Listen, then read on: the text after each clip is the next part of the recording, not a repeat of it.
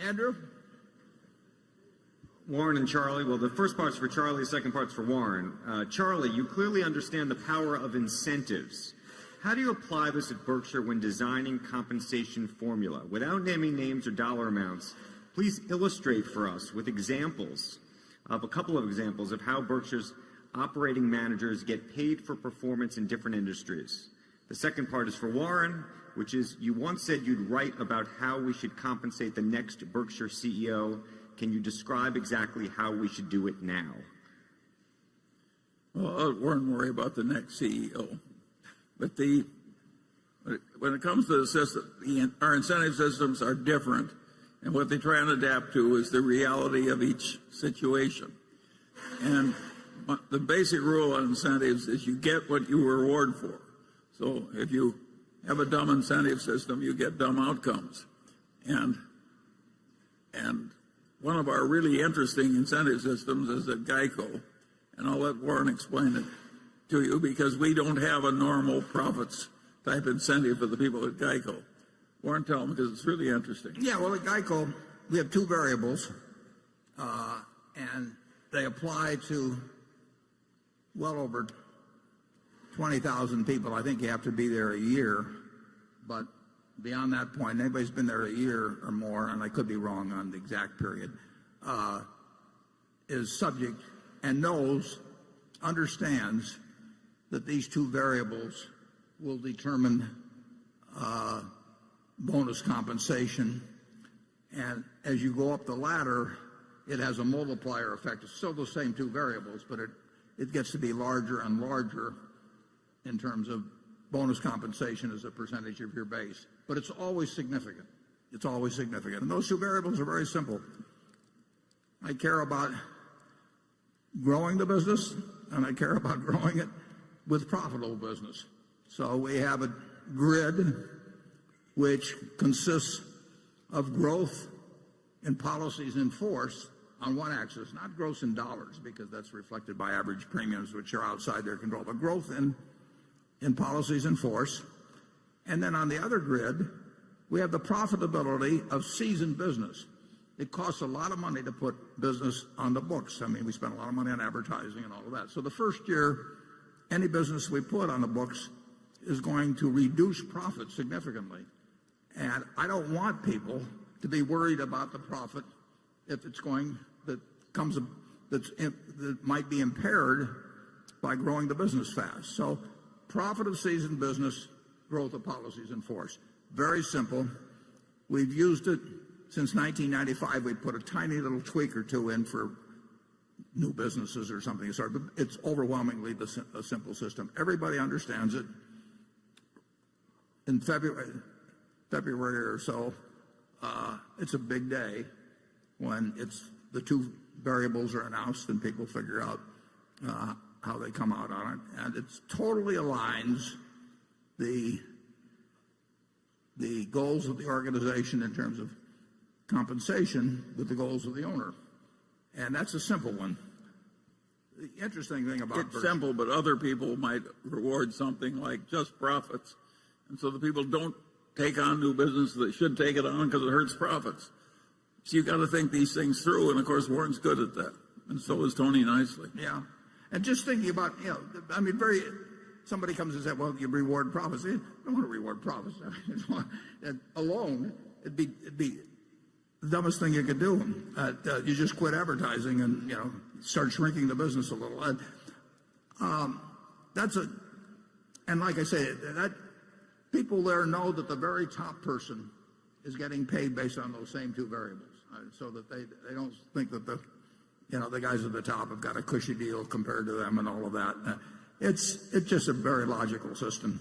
The interesting thing, and I'll get to your second thing and then the second question in a minute, but the interesting thing is that if we brought in a compensation consultant, they would start coming up with plans that would be designed for all of Berkshire and get us all pulling together. Or maybe an undertaking parlor. Yeah. God knows where they'd get the plan. The idea of having a sort of a coordinated arrangement for incentive compensation across 70 or 80 businesses or whatever is just totally nuts. And yet I would almost guarantee you that if we brought in somebody, they would be thinking in terms of some master plan and little sub-plans and all this kind of thing, and explain it with all kinds of objectives. We try to figure out what makes sense in each business we're in. There's some businesses where the top person is enormously important. There's some businesses where the business itself dominates the nature, the result. We try to design plans that make sense. In certain cases, I asked one fellow that came to work for us, or that was selling me his business. The day I met him, he came to the office, and he had a business he wanted to sell, but he also wanted to keep running it. And I made a deal with him on it, and then I said, tell me what the compensation plan should be. And he said, I thought you told me that. I said, no. I said, I don't want a guy working for me that has a plan that he thinks doesn't make sense, or that he's unhappy with, or chewing at him, or he's complaining to his wife about it, or whatever it may be. You tell me what makes sense. And he told me what made sense, and it made sense. And we've been using it ever since. Never changed a word. We have so many different kinds of businesses. Some of them are very tough businesses. Some of them are very easy businesses. Some of them are capital intensive. Some of them don't take capital. You just go up and down the line, and to think that you'll have a simple formula that can be sort of stamped out for the whole place, and then with some overall stuff for corporate results on top of it, you'd be wasting a lot of money, and you'd be misdirecting incentives. So we think it through one at a time, and it seems to work out pretty well. In terms of the person that succeeds me, it's true. I have sent a memo in fact, I sent 2 memos to the board with some thoughts on that. Maybe I'll send a third one, but I don't think it would be wise to disclose exactly what's in those letters. But it's the same principle as I've just gotten through describing. And he wanted more bad examples. A lot of the bad examples of incentives come from banking and investment banking. And if you reward somebody with some share of the profits, and the profits are being reported using accounting practices that cause profits to exist on paper that are not really happening in terms of underlying economics, then people are doing the wrong thing, and it's endangering the bank and hurting the country and everything else. And that was a major part of the cause of the great financial crisis, is that the banks were reporting a lot of income they weren't making, and the investment banks were too. The accounting allowed for a long time a lender to use his bad debt provision his previous historical loss rate. So an idiot could make a lot of money by just making way gamier loans at high interest and accruing a lot of interest and saying, I'm not going to lose any more money on these because I didn't lose money on different loans in the past. That was insane for the accountants to allow that. And literally insane. That's not too strong a word. And yet nobody's ashamed of it. I've never met an accountant that's ashamed of it.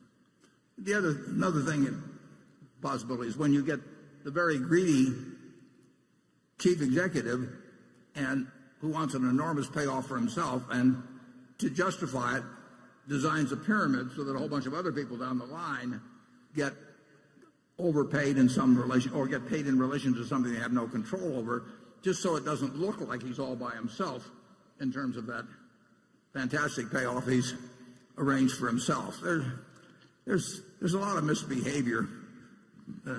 We saw it.